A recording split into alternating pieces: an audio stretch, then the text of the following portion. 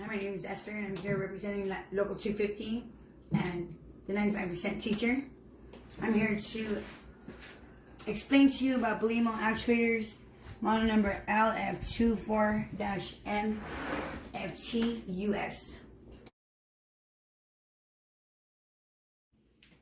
The actuator that we're working with today is often used in airflow applications. So what we're using here is we're using a pen to represent the shaft of a full damper. That damper is usually enclosed, and it includes a linkage.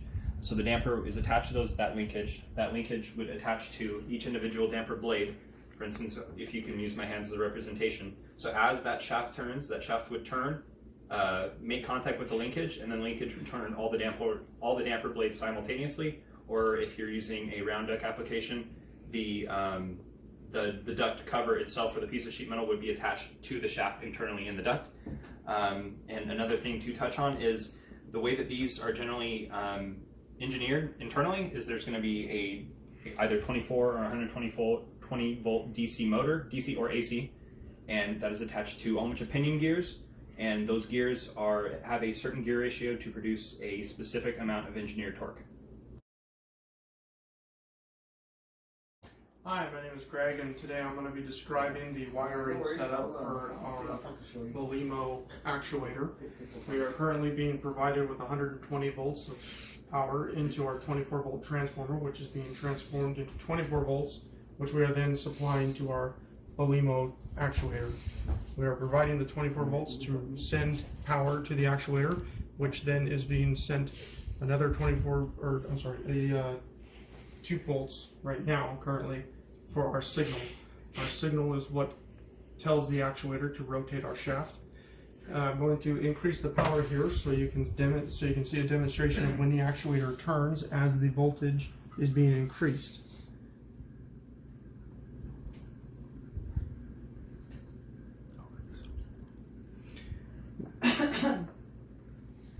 So in a situation like this, when the actuator is requesting cooling or any kind of heating, the damper will rotate at a relatively slow speed in order to provide that requested temperature of air.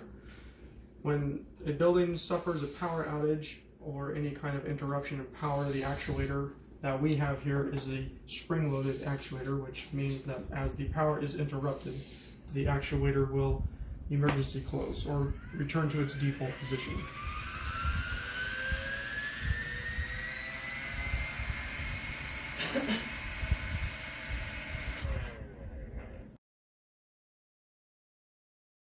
Today we're going to be demonstrating how we troubleshoot a Belimo actuator. Okay, this specific Belimo actuator is powered up by 24 volts AC, so we have a control transformer right here that's going to be providing the 24 volts AC. We have a terminal strip here that your 24 volts AC is going to land on, and then it's going to power up this Belimo actuator. So if you ever walk up to an actuator that you leaves not operating or functioning the way it should be, your first thing you're going to check for is power to that actuator. And you're going to check on terminals 1 and 2 would be a red and black wire. And let's do that right now. You have your meter right here set on the volts AC scale, and let's see if we got 24 volts on 1 and 2.